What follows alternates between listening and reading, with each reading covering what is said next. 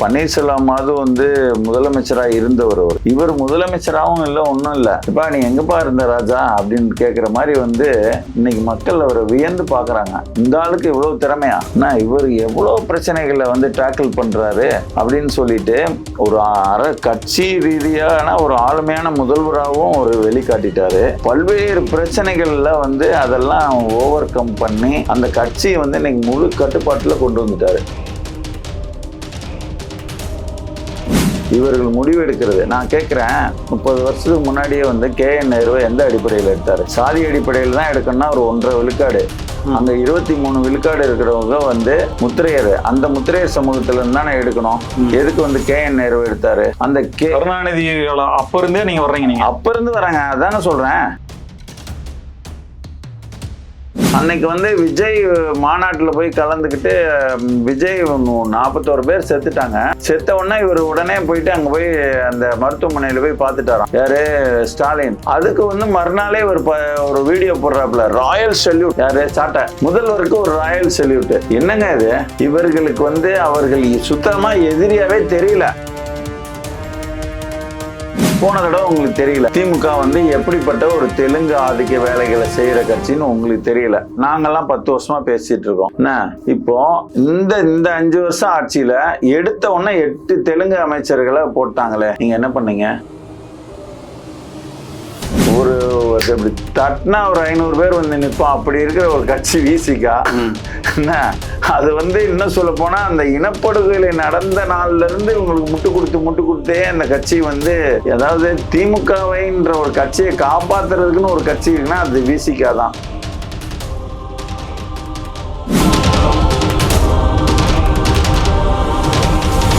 Spectrum Tamil நேயர்களுக்கு வணக்கம். நம்மோடு தமிழர் முன்னேற்ற கழக பொதுச்செயலாளர் அதியமான் இருக்கிறார், பேசலாம். சார் வணக்கம். வணக்கம். ET இன்சைட்ஸ் அப்படின்ற ஒரு ஆங்கில நாளிதழ் ஊடகம், அவங்க ஒரு நேரட்டிவ் இப்படிதான் இருக்கு, தமிழ்நாட்டில் இப்படிதான் இருக்குன்ற ஒரு கட்டுரையை பப்ளிஷ் பண்றாங்க.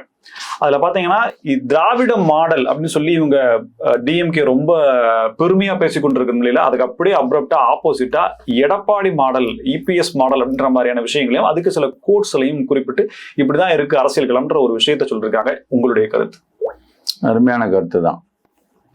ஏன்னு கேட்டீங்கன்னா, ஒரு எடப்பாடி ஒரு சாதாரண நிலையில தனக்கு கிடைத்த வாய்ப்புகளை சரியா பயன்படுத்தி ஒரு கடைசி அவரோட அந்த அரசியல் பார்த்துட்டிங்கன்னா, அந்த ஜெயலலிதா இறந்த பிறகு அந்த கட்சியை அவர் முதலமைச்சராக இருக்கும்போது எவ்வளோ ஒரு முள்ளு மேலே உட்காந்த மாதிரி பல்வேறு பிரச்சனைகள், கட்சிக்குள்ள பிரச்சனைகள், அப்புறமா வெளியில் திமுக கொடுக்குற அழுத்தங்கள் எல்லாத்தையும் தாக்கு பிடிச்சு, அடுத்து கொரோனா காலம் வேற, அந்த கொரோனா காலத்துலேயும் சமாளித்து ஆட்சியை நடத்தி நல்ல ஒரு இந்த மருத்துவக் கல்லூரி மாணவர்களுக்கெல்லாம் 7.5% கொடுத்து எல்லா வகையிலையும் ஒரு திருப்தியாக அவர் செஞ்சிட்டார்.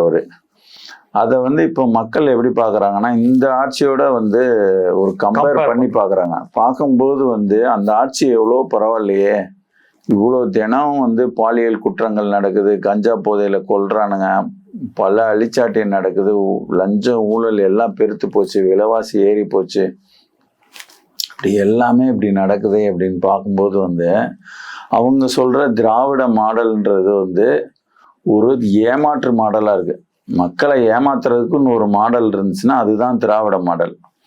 இவரை பொறுத்த வரைக்கும் இவங்க சொல்ற EPS மாடல்ன்றது இப்போ அந்த ஹவுசிங் போர்டு லேஅவுட்ல எல்லாம் சொல்லுவாங்க EWSன்னு வருது, எக்கனாமிக்கலி வீக்கர் செக்ஷன் அப்படின்னு ஒரு பிரிவு இருக்கும், சரிங்களா? அது மாதிரி EPS ஒரு சாதாரண மக்கள்ல இருந்து ஒரு ரொம்ப பாமர ஏழையா இருக்கிறவன்ல இருந்து எல்லாருமே ஒரு ஏற்றுக்கொள்ளக்கூடிய ஒரு தலைவரா இருக்கிறார். ஒரு நல்ல வசதியானவங்களும் சரி, ரொம்ப ஒரு ஏழ்மை நிலையில இருக்கவங்களும் சரி, அவர் நம்மள ஒருத்தர், இந்த மாதிரி இவங்கள மாதிரி ஒரு நாடக அரசியல் அவங்க நடத்த மாட்டாங்க.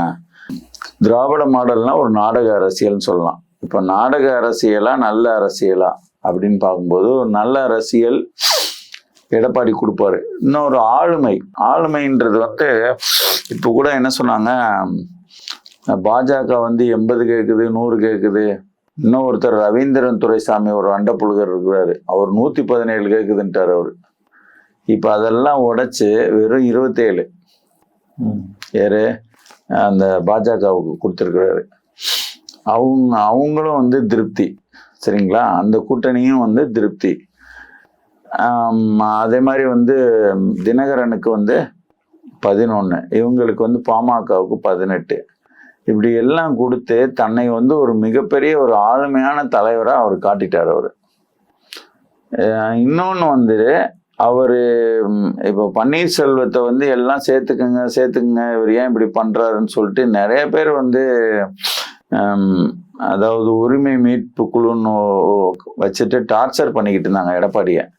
ஆனா இவங்களை சேர்த்துக்கிட்டா பிரச்சனைன்னு சொல்லிட்டு அவர் வந்து அப்படியே ரொம்ப நான் சேர்க்க மாட்டேன்னு சொல்லி திமிராவும் பேசல, அதே நேரத்துல வந்து காலம் பதில் சொல்லுன்ற மாதிரி அப்படியே கடந்து போய்கிட்டு இருந்தாரு. ஆனா இன்னைக்கு பாருங்க, அந்த பன்னீர்செல்வம் அவரெல்லாம் போயிட்டு திமுக கூட போய் சேர்ந்துட்டு ஒரு 2வது இடத்துல இந்த கட்சியில இருக்கிறவரு இன்னைக்கு ஏதோ 200வது இடத்துக்கு போயிருப்பார் அவர்களுக்கு. இல்லை எப்படி பார்த்தாலும் 20 இடத்த தாண்டி தான் இருப்பார் அவரு. முதலமைச்சர் ஆணையிட்டால் போட்டியிடுவேன் அப்படின்றாரு. அந்த அளவுக்கு அவரு போயிட்டாரே அப்படின்றது. அதுதான் அவங்க எப்படின்னா, இப்போ ஒரு வேட்புமனு தாக்கல் அங்க வேட்புமனு பரிசீலனையா அதுல போயிட்டு பாத்தீங்கன்னா தெரியும், அப்படியே நேரா வந்து எல் மாதிரி குனிஞ்சிட்டு அவங்க பையனும் வந்து குனிஞ்சிட்டு ரொம்ப கேவலப்படுத்துறாங்க. சொல்ல போனா ஒரு நல்ல பணம் சம்பாதிச்சிட்டீங்க, பதவியில இருந்துட்டீங்க, உங்களுக்கு வந்து இந்த எடப்பாடியே பிடிக்கலாம், பேசாம அரசியல விட்டு ஒதுங்கி ஏதோ ஒன்று பண்ணிக்கிட்டு இருக்கலாம். ஆனால் ஒரு தனியா இருந்தா கூட அந்த மரியாதை குறைஞ்சிருக்கு. தனியா கூட இருக்கலாம். அதாவது வந்து எதிர்கூடாரத்துல போய் இப்படி சேர்ந்துட்டு அவங்க மரியாதையை அவங்களே கெடுத்துக்கிட்டு அந்த வகையில வந்து பார்க்கும்போது எடப்பாடி பன்னீர்செல்வமாவது வந்து முதலமைச்சரா இருந்தவர். இவர் முதலமைச்சராகவும் இல்லை, ஒன்றும் இல்லை. இப்பா நீ எங்கப்பா இருந்த ராஜா அப்படின்னு கேட்குற மாதிரி வந்து இன்னைக்கு மக்கள் அவரை வியந்து பாக்குறாங்க. இந்த ஆளுக்கு இவ்வளவு திறமையா, இவர் எவ்வளவு பிரச்சனைகளை வந்து டேக்கிள் பண்றாரு அப்படின்னு சொல்லிட்டு ஒரு கட்சி ரீதியான ஒரு ஆளுமையான முதல்வராகவும் ஒரு வெளிக்காட்டிட்டாரு. பல்வேறு பிரச்சனைகள்ல வந்து அதெல்லாம் ஓவர் கம் பண்ணி அந்த கட்சியை வந்து இன்னைக்கு முழு கட்டுப்பாட்டுல கொண்டு வந்துட்டாரு. சரிங்களா, நாங்க போய் அவரை போய் பார்க்கும்போது வந்து அன்னைக்கு நாங்கள் அவரை போய் பார்க்கும்போது உடனே அதாவது நிறைய நேரம் பேசுகிற மாதிரி ஒரு வாய்ப்பு கிடையாது. அதனால ஒரு கடிதத்தில் நாங்கள் வந்து எழுதினோம், என்னென்ன காரணத்துக்காக எங்கள் கட்சி உங்களை ஆதரிக்குது அப்படின்னு. அதில் நாங்கள் முதல்ல குறிப்பிட்டிருந்த வார்த்தை என்னன்னா, அதிமுக கட்சியை முழு கட்டுப்பாட்டில் கொண்டு வந்ததுக்கு வாழ்த்துக்கள் அப்படின்னு நாங்கள் சொல்லியிருந்தோம். அது வந்து இந்த எழுதியிருக்கிறது வந்து கண்டிப்பாக வந்து இபிஎஸ் மாடல், திராவிட மாடலுக்கு எதிரான இபிஎஸ் மாடல் வந்து ஒரு ஆளுமையான செயல்படுதுன்னு அவங்க எழுதியிருக்கிறது 100க்கு 100 உண்மை, சரியானது. தமிழ்நாட்டுல ஸ்ட்ராட்டஜி ஒரு 234 தொகுதிகளையும் எந்த கட்சியா இருந்தாலுமே ஒரு எம்எல்ஏ சீட்டு கொடுக்குறாங்க அப்படின்னா பேசிக்கா அடிப்படையா பாக்குறது அப்படின்னா ஜாதியை பார்த்துதான் கேண்டிடேட்டே சூஸ் பண்ணுது கட்சிகள் அப்படிங்கிறது பொதுவான கருத்தா இருக்கு. அதை யாரும் ஆப்போஸ் பண்ணி பேசுறது அப்படிங்கிறதே இல்ல. அப்படிதானப்பா அப்படின்ற மாதிரி ஏத்துக்கிட்டு அடுத்தது போறாங்க. முன்னாள் அமைச்சரா அவர் எப்படிப்பட்டவர், அவர் என்ன செய்வார் அப்படின்ற மாதிரி கேள்விகள் வருது. இப்ப இந்த திமுக அதிமுக திராவிட கட்சிகள் கேண்டிடேட்டை தேர்வு பண்றதுல இதை தாண்டி வேற ஏதேனும் கிரைட்டீரியா அவங்க வச்சிருக்காங்களா? கண்டிப்பா இருக்கு. திமுகன்றது வந்து முழுக்க ஒரு தெலுங்கு ஆதிக்கம் பிடிச்ச கட்சி. அது அதிமுக வந்து இதுல திராவிடன்றதெல்லாம் இருக்கலாம், இருந்தா கூட இது வந்து முழுக்க வந்து பாத்தீங்கன்னா ஒரு தமிழருக்கான கட்சி அப்படின்னு சொல்லிட முடியாது. இது வந்து எல்லாருக்குமான கட்சி. அது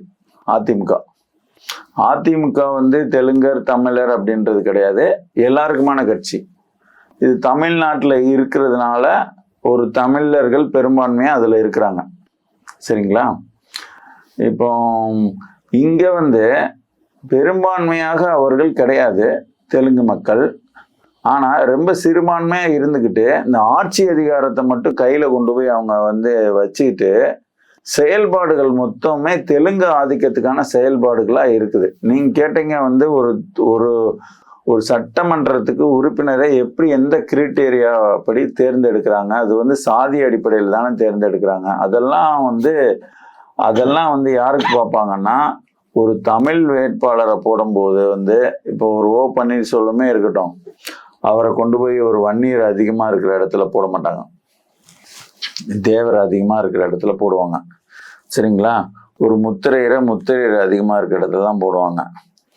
ஆனால் அதே நேரத்தில் கேஎன் நேருவோ அப்படி பண்ண மாட்டாங்க. என்ன தெரியுமா?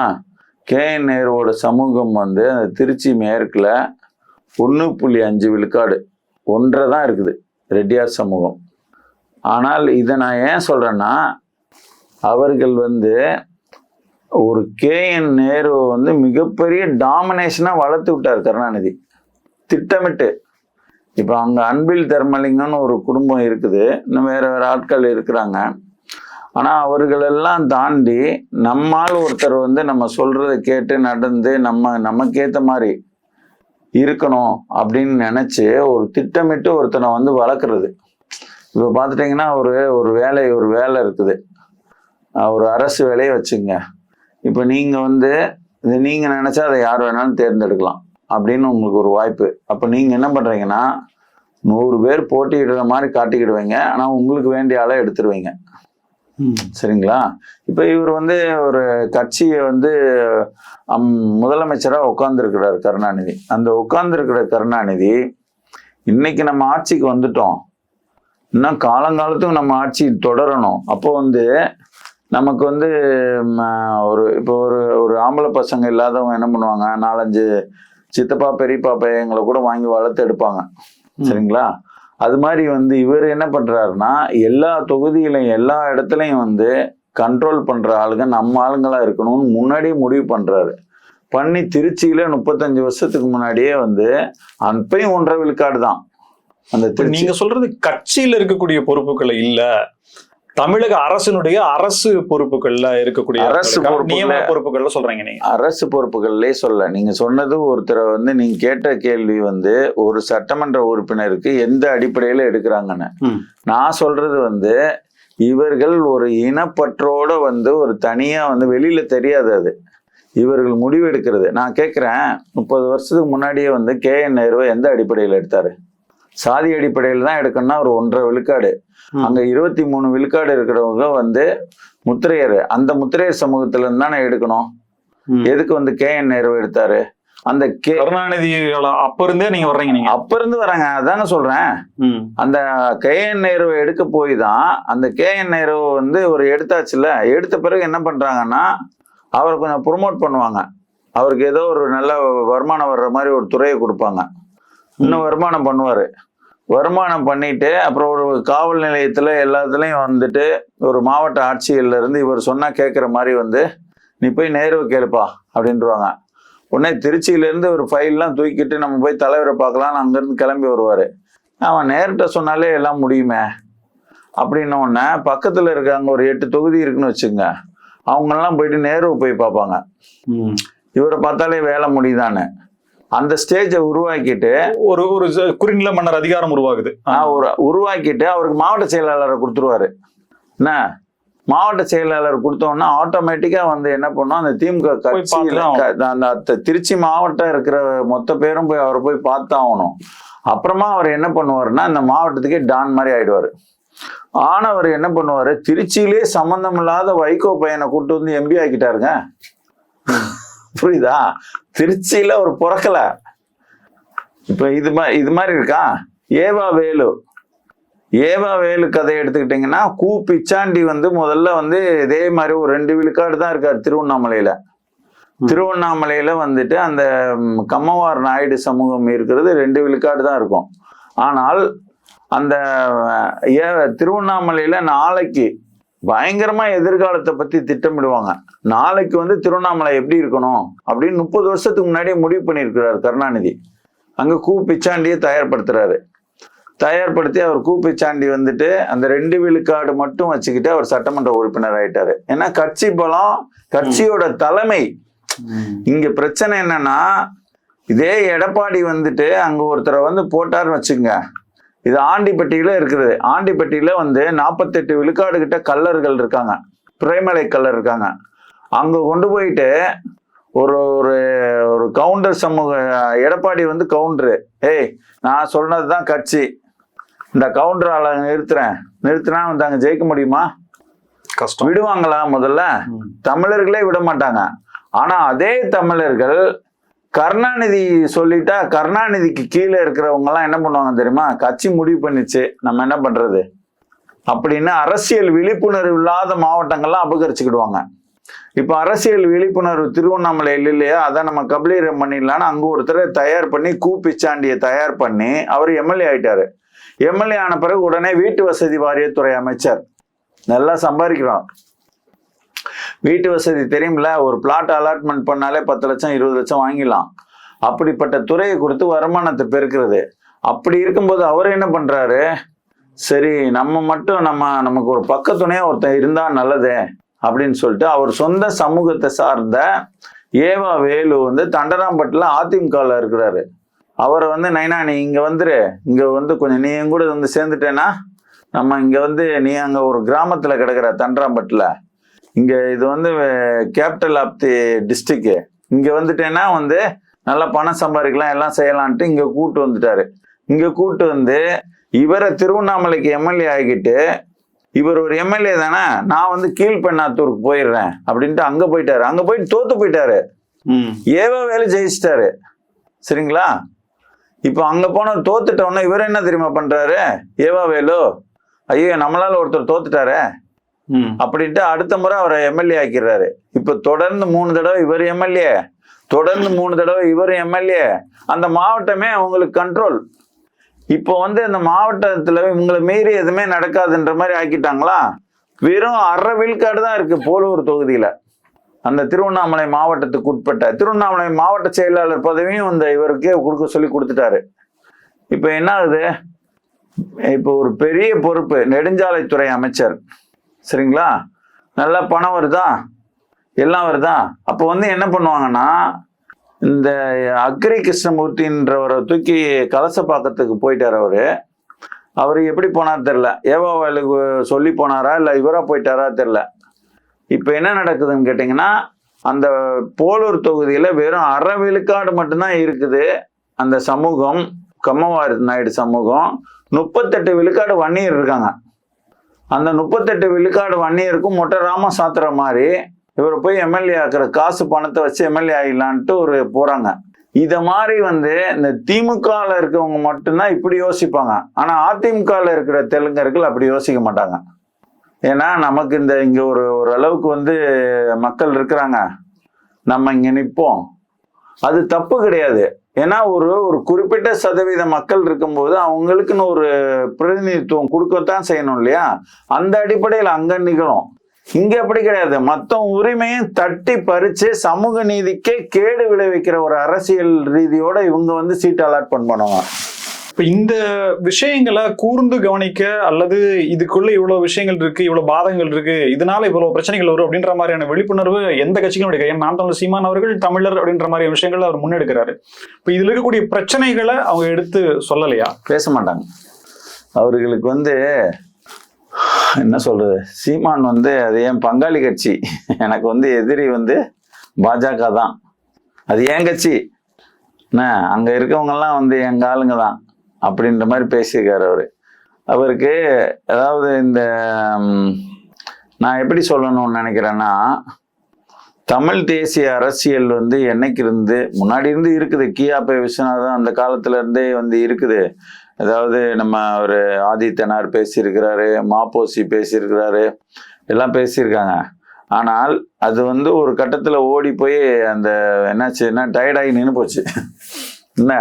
ஆனா திருப்பியும் வந்து எப்போ வந்து பயங்கரமா கிளம்புது அப்படின்னா 2009 நம்ம மக்கள் 1.5 லட்சம் பேர் கொல்லப்பட்டு விட்டார்கள். கொல்லப்பட்டு விட்டோம்னா என்னடா நம்ம இங்க இவ்வளோ ஒரு 8 கோடி பேர் கிட்ட இருக்கோம், ஒரு 1.5 லட்சம் பேரை காப்பாற்ற முடியலன்னு சொல்லிட்டு இந்த இனத்தின் மேல தீவிரமா பற்று கொண்டவர்கள்லாம் கண்ணீர் விட்டு கதறி ரோட்ல வந்து அழுது போராடி அவங்கெல்லாம் வந்து சேர்ந்தது தான் தமிழர், அந்த நாம் தமிழர் கட்சி. சரியா? அந்த கொலைக்கு பின்னாடி கருணாநிதி வந்து நேரடியாக வந்து அந்த 1.5 லட்சம் பேர் செத்ததுக்கு பின்னாடி அவர் வந்து ஒரு அந்த போருக்கு உதவியா இருந்திருக்கிறாரு, துரோகம் பண்ணியிருக்கிறாரு. சரிங்களா? துரோகம் பண்ணி அந்த படுகொலைக்கு துணை நின்றவர் கருணாநிதி. அதை யாரும் மறுக்க முடியாது. சரிங்களா?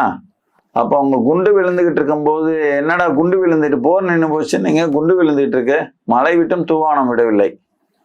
இது நல்லா யோசிச்சு பாருங்க. அங்க குண்டு விழுந்துகிட்டு இருக்கு, என்ன ஒரு குண்டுல எத்தனை பேர், 100 பேர் சாவானா 200 பேர் சாவானான்னு தெரியாது. இந்த ஆள் வந்து மழை விட்டும் தூவானம் விடவில்லை. இப்படி ஒருத்தனால சொல்ல முடியுமா? அப்போதான் நாங்கள் நினைச்சோம் இந்த ஆள் ஆராய்ச்சி பண்ணி பார்த்தா இவர் ஒரு தெலுங்கரா இருக்கிறாரு. அப்போ வந்து இவருக்கு வந்து அந்த மக்கள் கொலை பண்ணப்படுறத பத்தி கவலையே கிடையாது. செத்தா சாகட்டும், இவர் சாகணும், இவங்க செத்துருவாங்க, பிரபாகரன் கதை முடிஞ்சுது. அப்பதான் நாம வந்து அது வந்து நல்லதுதான் ஏத்துக்கிட்டவர் அவரு. அப்போ இந்த தமிழ் தேசியம்னு பேசிக்கிட்டு வர்ற அரசியலுக்கு இதுக்கெல்லாம் காரணம் இந்த ஆள் தான்டா. இந்த ஆளோட இந்த ஆள் சார்ந்து இருக்கிற கட்சியை நம்ம ஒழிச்சு கட்டணும் அப்படின்ற ஒரு வெறி இருக்கணுமா வேண்டாமா? அந்த வெறி சுத்தமா கிடையாது அவருக்கு. அந்த வெறி இல்லாதனாலதான் அது எங்க கட்சி, எங்களுக்கு முதன்மையான எதிரி பாஜக தான். இப்ப நாங்க வந்து முதன்மையான எங்களோட தமிழர் முன்னேற்ற கழகம் எங்களுக்கு முதன்மையான எதிரி திமுக தான் அப்படின்னு நாங்க சொல்றோம். எதற்குன்னா இந்த ஈழப்படுகொலை மட்டும் இல்ல, கச்சத்தீவு தாரை வார்த்தது திமுக, 700 பேர் செத்து போயிட்டான். சரிங்களா? அப்புறமா வந்து 1974 வந்து ஒப்பந்தத்தை புதுப்பிக்காம காவிரி பிரச்சனைக்கு வழிவகுத்தது திமுக. சரிங்களா? பிறகு வந்து நீட்ல கையெழுத்து போட்டது திமுக, கூடங்குளத்தை கொண்டு வந்தது திமுக, கேரளாக்காரன் வேண்டான்றான், எனக்கு வேண்டான்னு, அப்புறம் வந்து இங்க கொண்டு வந்து போடுங்கன்ட்டு போட்டது, ஸ்டெர்லைட்டை கொண்டு வந்தது திமுக. இப்படி எல்லா நாசகர திட்டங்களையும் கொண்டு வந்து இன்னைக்கு தமிழ்நாடை வந்து ஒரு தமிழர் நாடாகவே இல்லாம ஒரு ரயில்வே துறையில இருந்து எல்லா இடத்துலயும் வந்து பிறமொழியினர் ஆதிக்கம் தான் இருக்குது. அதுக்கு காரணமே வந்து இந்த திமுகன்ற கட்சி தான். அதனால வந்து இவன் நம் இனத்தின் பேர்ல வந்து தமிழ் மொழி அது இதுன்னு பேசிட்டு நம்ம இனத்தவே வந்து கொன்னு புதைக்கிறதுக்குன்னே ஒருத்தன் கட்சி நடத்திக்கிட்டு இருக்கான்ற அளவுல நாங்க பாக்குறோம். அவரோட பார்வை அப்படி கிடையாது. அவரோட அப்படி பார்வை இருந்தாருன்னா அது எங்க பங்காளி கட்சின்னு சொல்லுவாரா? அப்போ நீங்க வந்து அவனை வந்து அவன் எந்தெந்த ரூட்ல எல்லாம் போயிட்டு அவன் ஜெயிக்கிறானோ அந்த ரூட்டெல்லாம் நீங்க கண்டுபிடிச்சு மக்களுக்கு வெளிப்படுத்தணும். இங்க பாருங்க மக்களே, திருச்சியில வந்து வெறும் 1.5 விழுக்காடு வச்சுட்டு ஒருத்தன் வர்றான். இங்க பாருங்க போலூர் மக்களே, இங்க பாருங்க 38 பேர் நீங்க வன்னியர் இருக்கீங்க, பறையர் 20 பேர் இருக்கிறீங்க. ஆனா உங்கள்ல இருந்தானே ஒருத்தர் வரணும், பாருங்க ஒருத்தன் பாரு அநியாயம் பண்றான் பாரு அப்படின்னு சொல்லணும். இந்த கான்செப்டே சீமான் அவர்கள் பேசிய பிறகுதானே தமிழக மக்களுக்கான ஒரு பார்வையே கிடைச்சது. தெலுங்கர்கள் இப்படி பண்றாங்க, இந்த மாதிரி மறைமுகமா திராவிடன்னு சொல்லிட்டு தமிழ்நாட்டுல இது போன்ற நிகழ்வு இருக்கு, இதே கர்நாடகாவிலயோ ஆந்திராவிலயோ தெலுங்கானாவிலயோ இல்லையன்ற ஒரு பார்வையை வைத்ததே சீமான் தானே. நீங்க அவர் மேலேயே குற்றச்சாட்டு அப்படின்றது இல்ல. அதாவது தமிழ் நீங்க பாக்குற இந்த மக்கள் பார்த்துக்கிட்டு இருக்கிற வெளியில பார்த்துட்டு இருக்கிற தமிழ் தேசியம் வந்து சீமானால வளர்ந்துருக்கான்னா அதுல நான் மறுக்கவே முடியாது, வளர்ந்துருக்கு. சரிங்களா? ஆனா நீங்க வந்து உங்களை எதிரி உங்க இனத்துக்கு எதிரியை யாருன்னு முடிவு பண்ண தெரியாத ஒரு தலைவரா அவர் இருக்கிறாரு. புரியுதா உங்களுக்கு? அவருக்கு நல்ல பேச்சு திறமை இருக்கு, பாடுவாரு, எல்லாம் செய்வாரு. போய் பேசினதுனால வந்து மக்கள் சாடுறாரு சார். திமுகவை சாடுறாங்க, அதிமுகவும் சில நேரங்கள்ல கடுமையா அதிமுக ஒண்ணுதான் அப்படின்றாரு. இல்ல, அதிமுகவையும் சாடுவாரு, திமுகவையும் சாடுவாரு. நான் என்ன கேட்கிறேன்னா திடீர்னு வந்து பலார்னு அடிக்கிறதும் என்ன மறுநாளே வந்து கட்டி பிடிச்சி கொஞ்சிறதுமா இருந்தா நீங்க யாரு 2 பேரும்? என்னடா நீங்க 2 பேரும் கோமாளியா, எங்களை ஏமாத்துறீங்களான்ற மாதிரி ஒரு கேள்வி வரும்ல. என்ன திமுக வந்து நான் கேட்கிறேன், 1.5 லட்சம் பேர் நம்ம ரத்த உறவுகள்னா அவனை நீ எப்படி ஏத்துக்கிடுவ? எந்த காலத்துலயும் ஏத்துக்கிட முடியுமா? அப்போ வந்து திட்டமிட்டு அது மட்டும்தான் செஞ்சானான்னு பார்த்தா இங்க ஏகப்பட்ட விஷயங்களை கெடுதலா பண்ணி வச்சிருக்கான். அப்போ அவனை போய் நீ எப்படி ஏத்துக்கிடுவ? அன்னைக்கு வந்து விஜய் மாநாட்டில் போய் கலந்துக்கிட்டு விஜய் 41 பேர் செத்துட்டாங்க. செத்த உடனே இவர் உடனே போயிட்டு அங்கே போய் அந்த மருத்துவமனையில் போய் பார்த்துட்டாராம். யாரு? ஸ்டாலின். அதுக்கு வந்து மறுநாளே ஒரு வீடியோ போடுறாப்புல, ராயல் சல்யூட். யாரு? சாட்டை முதல்வருக்கு ஒரு ராயல் சல்யூட்டு. என்னங்க இது? அதான் அப்போ நீங்க வந்து என்னன்னு கேட்டீங்க, என்ன நினைக்கிறாங்கன்னா இவர்களுக்கு வந்து அவர்கள் சுத்தமா எதிரியாவே தெரியல. அந்த எதிரியா தெரியாதோட விளைவு திமுக அடுத்த ஆட்சிக்கு வந்தாலும் வரட்டும். ஓ, அப்படின்னு நினைக்கிறாரோ? ஆமா, கண்டிப்பா நினைக்கிறாரு. இப்போ தமிழ் தேசியம்ன்ற தமிழ் இனத்துக்கு உரிமை இல்லை, அது இல்லை, கொண்டு போய் சேர்த்தவர் அவர் தான். நான் சொல்றேன், நீங்க வந்து போன தடவை என்ன சொல்றீங்க, எங்களோட வாக்கை பிரிச்சிட்டதுனாலதான் திமுக வந்துருச்சுன்னு சொல்றீங்க. ஓகே, அப்படியே வச்சுப்போம். போன தடவை உங்களுக்கு தெரியல திமுக வந்து எப்படிப்பட்ட ஒரு தெலுங்கு ஆதிக்க வேலைகளை செய்யற கட்சின்னு உங்களுக்கு தெரியல. நாங்கெல்லாம் 10 வருஷமா பேசிட்டு இருக்கோம். என்ன இப்போ இந்த 5 வருஷம் ஆட்சியில எடுத்த உடனே 8 தெலுங்கு அமைச்சர்களை போட்டாங்களே, நீங்க என்ன பண்ணீங்க? திராவிட மாடல் பதவிக்கு வந்து பதவி ஏற்கல அவரு. ஐஎம்ஏ திராவிடியன் கேட்டாரே சார், சீமான் தானே கேட்ட ஃபர்ஸ்ட் சொன்னாரு, அமைச்சர்கள் இத்தனை பேர் இருக்கீங்களே சொல்லி அவர் தானே. இல்லைங்க இங்க பாருங்க, ஒருத்தர் சும்மா பாருங்க, ஒரு விஷயத்த வந்து நானும் சொன்னேன்னு சொல்லிட்டு என்னைக்கோ ஒரு நாள் பதிவு பண்ணிட்டு போறதுன்றது வேற. என்ன, நாங்க வந்து இந்த 8 தெலுங்கு அமைச்சர்களும் எந்த பின்னணியில வந்தாங்கன்னு இப்ப நான் சொன்னேன் பாத்தீங்களா கொஞ்ச நேரத்துக்கு முன்னாடி, திட்டமிட்டு உருவாக்கப்பட்டவர்கள். அடுத்த 10 ஆண்டு கால திட்டம் போல அவங்க எங்க போகணும்னு இலக்கு வச்சு போறாங்க. எங்க போகணும்னு இலக்கு வச்சு. நான் இப்ப பேசினது சீமானால பேச முடியுமா? கேஎன் நேருவை யாரு கொண்டு வர்றாருன்னா, ஒரு இவர் சொல்லி விடுறாரு. யாரு? அந்த KS ராதாகிருஷ்ணன். அவர் வந்து 1989 காலகட்டம் KS ராதாகிருஷ்ணன்ட்ட வந்து நெருக்கமா இருக்கிறாரு. கருணாநிதி கூட இவர் நெருக்கமா இருக்கிறாரு. அதற்கு காரணம் வந்து இவங்கெல்லாம் திமுகல இருக்கிறாங்க. 93ல தானே அந்த வைகோலாம் பிரிகிறாங்க. அப்போ வைகோ வந்து கருணாநிதி கூட நெருக்கமா இருக்கிறாரு. வைகோ கூட வந்து KS ராதாகிருஷ்ணன் நெருக்கமா இருக்கிறாரு. அப்போ வந்து இந்த திருச்சி மாவட்டம் ஒரு 20 தொகுதியை வந்து கையில கொடுத்து, இதுக்கெல்லாம் போய் வேட்பாளர்களை நீ போய் முடிவு பண்ணிட்டு வா அப்படின்ற பொறுப்பை கொடுக்குறாரு. உடனே இவர் என்ன பண்றாரு, அங்க திருச்சியில வந்து அவர் தான் செலக்ட் பண்றாரு நம்ம பையன் அப்படின்னு. ஏன்னா இவர் ஒரு தெலுங்கரு, அவர் ஒரு தெலுங்கரு. உடனே பரவாயில்லையே, அவன் 1.5 விழுக்காடு இருந்தானா 1 விழுக்காடு இருந்தானே, என்ன இவன் வந்து நம்ம நினைக்கிற மாதிரி நாளைக்கு திருச்சியை கொண்டு வருவானா, சூப்பர் ஆளு கொண்டு வந்து கொடுத்தாரு. இன்னைக்கு அதே தான் நடந்து போச்சு. அப்ப இந்த ரூட்டெல்லாம் நீங்க வந்து என்னைக்காவது பேசியிருக்கீங்களா? என்னைக்கோ ஒரு நாள் போற போக்குல 8 பேர் இருக்காங்கன்னு பேசிட்டு போறது வேற. மக்களுக்கு விழிப்புணர்வு கொடுக்கணுங்க. இவங்க இந்த மாதிரி திட்டத்தோட நோக்கத்தோட செயல்பட்டு இப்படி இந்த இலக்கை அடைகிறாங்க அப்படின்னு. இப்ப நாங்க சொல்றோம், இது வந்து தமிழர் கூட்டணி, அதிமுக முழுக்க தமிழர் கட்சிகளா போய் சேர்ந்துருக்குது. இது வந்து தெலுங்கர் கூட்டணி. ஏன்னா முழுக்க வந்து வைகோ, இவங்க வந்து அவன் பேர் என்ன, தேமுதிகவுக்கு முதல்ல நான் கேட்கிறேன், தேமுதிகவுக்கு எங்க வந்து 10 இடம் கொடுக்கணும்? அது ஒரு 1/2 விழுக்காடு வாங்கின கட்சி. நாடெங்கும் வந்து கிளைகளை வச்சு ஒரு இப்படி தட்டினா ஒரு 500 பேர் வந்து நிற்பான். அப்படி இருக்கிற ஒரு கட்சி விசிகா.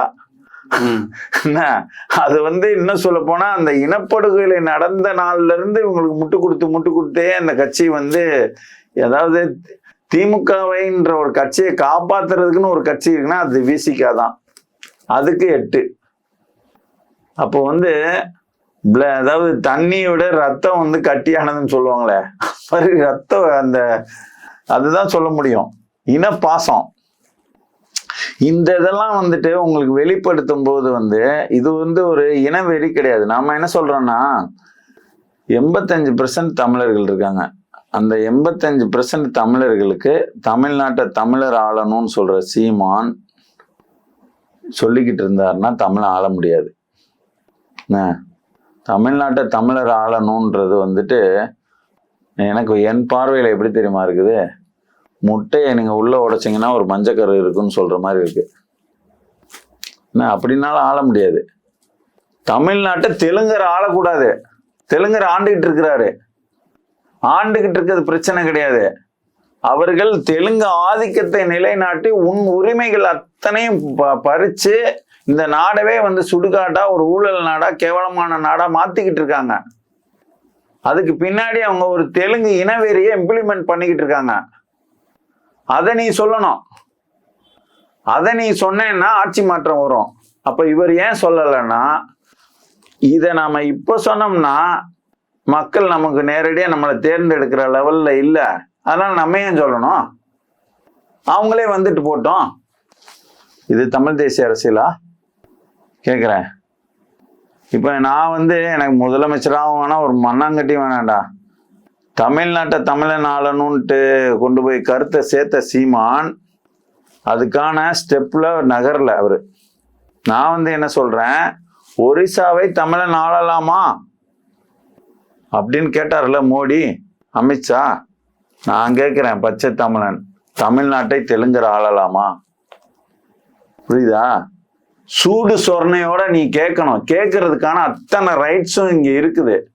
நாம உருவாக்கல. 5 ஆண்டுகள்ல பச்சை தெலுங்கு ஆதிக்கத்தை நிறுவி தமிழர்களை முட்டாளாக்கி உங்க ஒரு அரசியலை கொண்டு போய்கிட்டு இருக்கிறாங்க. இன்னும் அடுத்து நீ கொடுத்தேன்னா நாசமா போயிடும். மிக நன்றி சார். பல்வேறு கருத்துக்கள், இதுல கருத்துக்கள் இருக்கக்கூடிய சாதக பாதகங்கள், சாதகமே இல்ல பாதகம் தான் இருக்கு, இவங்க தொலைநோக்கு பார்வையோட செயல்படுறாங்க அப்படின்ற பல விஷயம் சொன்னீங்க. கருத்துக்களுக்கு நன்றி. நன்றி. நேரில் மீண்டும் சந்திப்போம். இணைந்திருங்கள் ஸ்பெக்ட்ரம் தமிழோட. நன்றி நேரில்.